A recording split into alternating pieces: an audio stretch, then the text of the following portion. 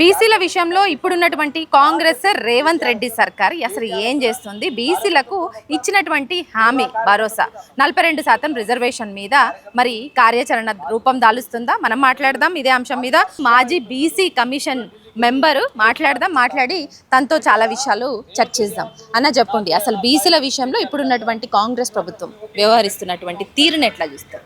Kamareddy BC declaration అని చెప్పేసి మొత్తం కూడా బీసీలకు ఇప్పటి వరకు కూడా ఆ డిక్లరేషన్లో ఉన్నటువంటి ఒక్క హామీ కూడా నెరవేర్చలేదు. ఈరోజు వాళ్ళు ప్రధానంగా చెప్తున్నది ఏంటంటే స్థానిక సంస్థలు ఇన్ని రోజులు 18 నెలల కాలంలో పెండింగ్ పెడుతూ అంటే డిసెంబర్లో అంటే జనవరి 2024లో కావాల్సినటువంటి సర్పంచ్ ఎన్నికలు ఇప్పటి వరకు పెట్టకపోవడానికి కారణం ఏంటంటే వాళ్ళు చెప్తున్నది మేము ఇక్కడ 42% రిజర్వేషన్ పెంచి ఎన్నికలకు పోతామని చెప్పేసి చెప్పారు. కానీ దానికి సంబంధించినటువంటి ప్రక్రియ సక్రమంగా జరగలేదని నేను ఆ రోజు వాళ్ళు ఇచ్చినటువంటి ప్రభుత్వంలో కూడా 9 నెలల కాలం బీసీ కమిషన్ సభ్యునిగా ఉన్నా. వాళ్ళు ఆ రోజు నేను బీసీ కమిషన్ సభ్యుని ఉన్నప్పుడు మేము ఎన్నికల్లో హామీ ఇచ్చినాం, మాకు ఒక రెజల్యూషన్ కావాలి ఎందుకంటే బీసీల గురించి కాబట్టి అంటే మేము ఆ రోజు బీసీ కమిషన్ సభ్యునిగా జనవరి 29 రోజు ఒక రెజల్యూషన్ బీసీ కమిషన్ ద్వారా రాష్ట్రంలో ఇవన్నీ కూడా లెక్కలు తేలాలంటే కులగణన జరగాలని చెప్పేసి మేము ఒక రెజల్యూషన్ ఇచ్చినాం. దానికి అనుగుణంగా ఫిబ్రవరి 5 రోజు వాళ్ళు క్యాబినెట్లో పాస్ చేసుకుర్రు, అసెంబ్లీలో ఫిబ్రవరి 20 రోజు పాస్ చేసుకుర్రు. అయినప్పటికీ దాన్ని జీవో ఇవ్వలేరు. జీవోని ఇవ్వడానికి పార్లమెంట్ ఎన్నికల ముందు మళ్ళీ పోవాలి, పార్లమెంట్లో మేము ఏదో చేసినామని చెప్పి పోవాలి. కాబట్టి పార్లమెంట్ ఎన్నికల నోటిఫికేషన్ వస్తుందంటే మార్చి 15 రోజు ఒక జీవో ఇచ్చారు బీసీ వెల్ఫేర్ డిపార్ట్మెంట్ నుండి, బీసీ కులగణన చేస్తామని చెప్పేసి ఒక జీవో ఇచ్చారు. ఇచ్చిన తర్వాత మళ్ళీ 2 నెలల కాలం అయింది. అయిన తర్వాత మాకు అన్ని కూడా మంత్రులంతా కూడా మాకు ఎండార్జ్ చేసి పంపుతారు. అంటే మాకు ఎలాంటిది మీకు ఆర్డర్స్ ఇవ్వకుండా మేము చేయలేమని చెప్తే మళ్ళీ కూడా ఒక మెమో ఇచ్చారు మాకు. ఎప్పుడు మే 5 రోజు మాకు ఒక మెమో ఇచ్చారు, మీరు రోడ్ మ్యాప్ తయారు చేయండి ఈ కులగణనకు సంబంధించి.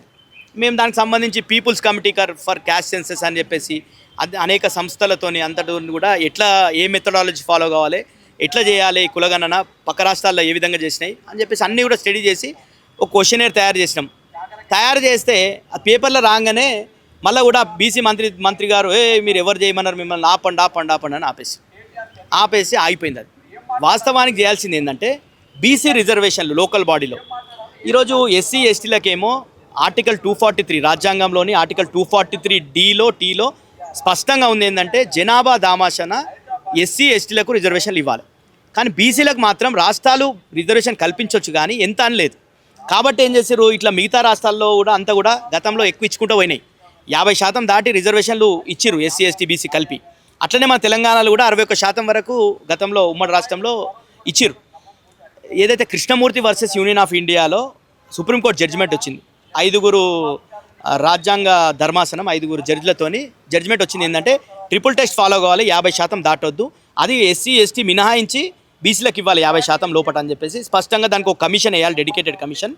దాని ద్వారా నిర్ధారించి వెనుకబడతానని నిర్ధారించి అది రికమెండ్ చేయాలి కమిషన్ రికమెండ్ చేసినంత రిజర్వేషన్ రాష్ట్ర ప్రభుత్వం ఇచ్చుకోవచ్చు అని. దానికి అనుగుణంగానే మాకు కూడా జీవోలో మాకు కూడా టర్మ్స్ ఆఫ్ రెఫరెన్స్లో ఇచ్చారు స్పష్టంగా ఇదే ఈ ట్రిపుల్ టెస్ట్ సంబంధించి. కానీ వీళ్ళు ఏం చేశారంటే రాష్ట్రం రేవంత్ రెడ్డి గారు గొప్పలు చెప్పుకోనికే మేము కులగణన చేసి రిజర్వేషన్ పెంచుతామని చెప్పేసి ఈ డెడికేటెడ్ కమిషన్ ద్వారా కాకుండా ప్లానింగ్ డిపార్ట్మెంట్ ద్వారా లెక్కలు తీసారు. అది జీవో నంబర్ 18 ఇచ్చి ప్లానింగ్ డిపార్ట్మెంట్ ద్వారా తీస్తే మళ్ళీ ఇక్కడ ఉన్నటువంటి హైకోర్టు మళ్ళీ మొటికాలు వేస్తే భూసాని వెంకటేశ్వర్ గారు ఒక కమిషన్ వేసి ఏకసభ్య కమిషన్, ఆయన సెక్రటరీ అంటే ఆఫీసర్ ఒక్కనే వేసి కమిషన్ వేసారు. ఆ వేసిన తర్వాత లెక్కలు తీయలేడు, లెక్కలు తీసింది ప్లానింగ్ డిపార్ట్మెంట్.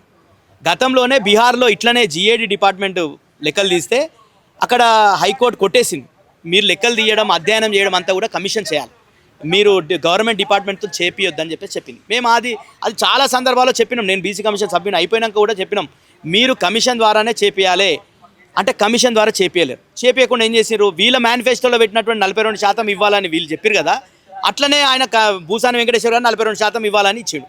దాన్ని అధ్యయనం చేయలేడు, మన్ను చేయలేడు, మశానం చేయలేడు. అయిపోయింది అసెంబ్లీ సాక్షిగా కూడా మేమంతా మా సైడ్ అయిపోయింది, రాష్ట్ర పరంగా చేయాల్సిన అన్ని కూడా చేసేసినాం, ఓన్లీ సెంట్రల్ గవర్నమెంట్ చేతులు ఉందనేసి ఇప్పుడు చేతులు దులుపుకుంటున్నారు. ఆ తీరును ఎట్లా చూస్తారన్న? అసలు సెంట్రల్ గవర్నమెంట్ చేతికి ఇక్కడ ఆమోదయోగ్యంగా ఉండేటువంటి అంశమేనా? ఎందుకంటే బీసీ ప్రధానమంత్రి కూడా ఉన్నారు, అంతేకాదు పార్టీల పరంగా ఇస్తామనేసి ఇంకో మాట చెప్తున్నారు. ఇప్పుడు దాన్ని ఎట్లా చూస్తారు? మొన్న కేసులు వేసిండ్రు మాజీ సర్పంచ్లు అంతా కూడా. కేసులు వేసిన సందర్భంలో హైకోర్టు స్పష్టంగా చెప్పింది, ఏం చెప్పిందంటే మీరు మీరు ఎన్నికలు ఒక నెల లోపట మీరు రిజర్వేషన్ ఫిక్స్ చేసి ఇవ్వాలి, ఇచ్చిన తర్వాత 2 నెలల లోపట election commission, state election commission ఎన్నికలు నిర్వహించాలని చెప్పేసి జడ్జిమెంట్ ఇచ్చేసింది. దాంట్లో రాష్ట్ర ప్రభుత్వ వాదనలు ఏ విధంగా ఉన్నాయంటే, మేము ట్రిపుల్ టెస్ట్కి అనుగుణంగా రిజర్వేషన్ ఫిక్స్ చేస్తామన్నారు. ప్రజలకు ఏం చెప్తున్నారు? 42% అంటున్నారు, తర్వాత మేము కేంద్రానికి పంపినామంటున్నారు. కానీ కేంద్రానికి పంపలే. వీళ్ళు చేసింది ఏంటంటే అసెంబ్లీలో బిల్ పాస్ చేసిండ్రు, గవర్నర్కి పంపినరు, గవర్నర్ అప్రూవల్ ఇచ్చింది. దాన్ని ఏం చేసిర్రు? యాక్ట్ చేయకుండా, చట్టం చేయాలి కదా, చట్టం చేయకుండా రాష్ట్రపతి గారికి పంపారు. 13C కింద 9th షెడ్యూల్లో పెట్టమంటే రాష్ట్రపతి చెప్తే పెడతారా? ఈరోజు పొలిటికల్ డిసిషన్ కావాలి. ఈరోజు బీజేపీ అనుకుంటే తప్ప కాదు. అది బీజేపీ అనుకోవాలంటే నువ్వు చెప్తే బీజేపీ ఎందుకు అనుకుంటుంది? ఓకే, నువ్వు ఆర్ఎస్ఎస్ ఉండొచ్చు, నువ్వు చెడ్డి గ్యాంగ్ ఉండొచ్చు, మోడీ గారు చెడ్డి గ్యాంగ్ ఉండొచ్చు, కానీ నువ్వు కాంగ్రెస్ కాబట్టి నువ్వు కాంగ్రెస్ చెప్పింది బీజేపీ వినదు. ఇంతకుముందు నుండి చాలా సందర్భాల్లో కేసీఆర్ గారు ఇక్కడ నుండి తీర్మానాలు చేసి మాకు రిజర్వేషన్లు తమిళనాడులో ఎట్లయితే 69% ఉన్నాయో మా దగ్గర కూడా SC ST BC మైనార్టీలు అంతా కూడా 80% పైన ఉన్నారు. కాబట్టి మాకు రిజర్వేషన్ పెంచుకునే అవకాశం ఇవ్వాలని చెప్పి కేసీఆర్ గారు అడిగినా కానీ అక్కడ మోడీ గారు ఏం స్పందించలేరు. ఈ రోజు కూడా స్పందిస్తారని అనుకోవద్దు మనం. కానీ వీళ్ళు పంపింది ఏంది? మేము కేంద్రానికి పంపినా అంటాడు. కేంద్రానికి పంపలే, చట్టం చేయలేడు, కేంద్రానికి పంపలేడు. పంపిందల్లా రాష్ట్రపతికి పంపిండు. మోడీ గారిని మొన్న నీతి ఆయోగ్ సమావేశంలో రేవంత్ రెడ్డి గారు కలిసి ఏమన్నాడు? అరే చంద్రబాబుని చూసి అరే నీ గురువు అన్నాడు. అంటే నా గురువు కాదు సార్, నేను స్కూల్ ఏమో మీ దాంట్లో RSSలో చదివినా, కాలేజ్ ఏమో అక్కడ చంద్రబాబు దగ్గర చేసినా, ఇప్పుడు జాబ్ ఏమో రాహుల్ గాంధీ దగ్గర చేస్తున్నా అన్నాడు. ఇట్లా రేవంత్ రెడ్డి గారు చెప్పారు. ఈ చిల్లర మాటలకు సమయం ఉంది రేవంత్ రెడ్డి గారికి. కానీ బీసీలకు సంబంధించి 42% రిజర్వేషన్లు ఇవ్వాలి మోడీ గారు అని అడిగిండా? ఒక రిప్రజెంటేషన్ ఉందా స్టేట్ గవర్నమెంట్ నుండి? అఖిల పక్షాన్ని తీసుకుపోతామన్నారు కదా. ఈరోజు అసెంబ్లీలో బిల్లు తీసుకొని వస్తే అన్ని పార్టీలు మద్దతు ఇచ్చినాయి కదా. నీకు 42% ఇవ్వడానికి అన్ని పార్టీలు మద్దతు. నువ్వు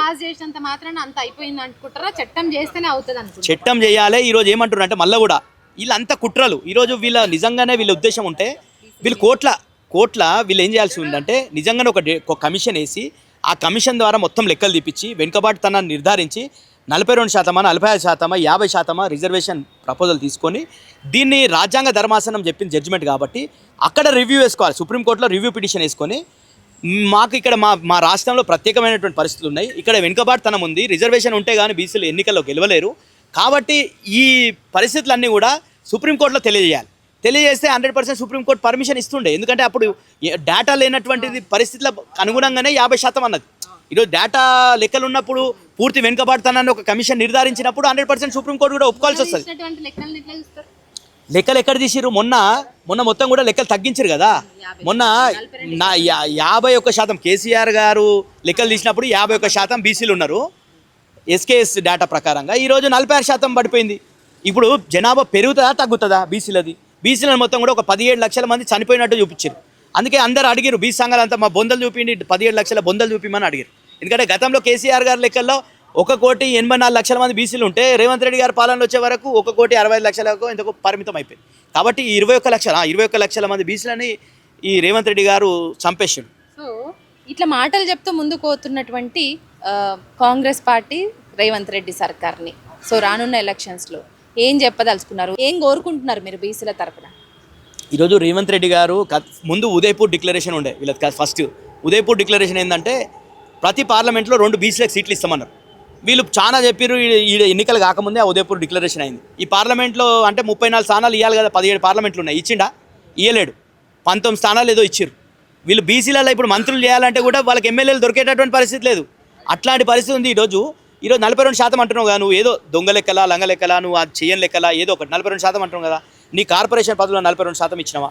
నువ్వు మంత్రి పదవులలో 42% ఇచ్చినావా? ఇవి ఎక్కడ కోట్లు అడ్డం రావు కదా. ఇంకొకటి ఈయన చెప్పింది ఏంటంటే బీసీ డిక్లరేషన్లో కేవలం రిజర్వేషన్ అంశమే కాదు, 20,000 కోట్లు ప్రతి సంవత్సరం పెడతా అన్నాడు. పెట్టిండా? బడ్జెట్లో పెట్టలేడు.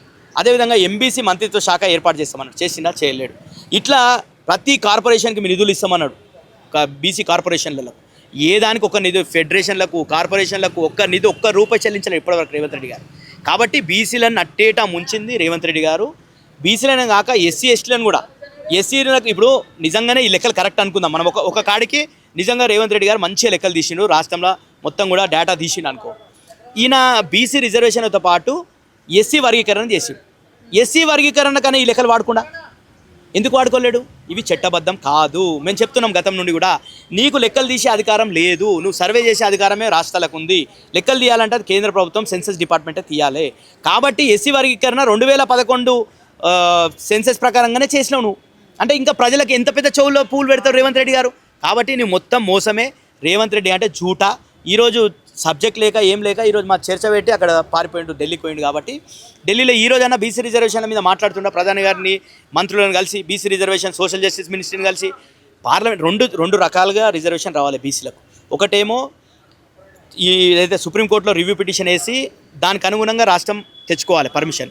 లేకపోతే ఏంటంటే ఎస్సీ ఎస్టీలకు ఏ విధంగా అయితే ఆర్టికల్లో 243 టీలో స్పష్టంగా ఉందో అట్లనే బీసీలకు కూడా అందులో జనాభా దామాషన రిజర్వేషన్లు ఇవ్వాలని రాజ్యాంగ సవరణ చేయాలి. ఈ రెండు రకాలుగానే బీసీలకు 42% రిజర్వేషన్ వచ్చే అవకాశం ఉంది.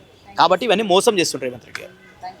మొత్తానికైతే రేవంత్ రెడ్డి సర్కార్లో బీసీలకైతే అన్యాయం జరుగుతుంది. మొదటి నుంచి బీసీ రిజర్వేషన్ విషయంలో తప్పుడు లెక్కలే చూపిస్తున్నారు. బిల్ పాస్ అయిపోయింది, మొత్తం అయిపోయింది అని మాయమాటలు చెప్తున్నారు, కానీ చట్టం చేసే విషయంలో ఇంకా కూడా వెనకడిగేస్తున్నారు.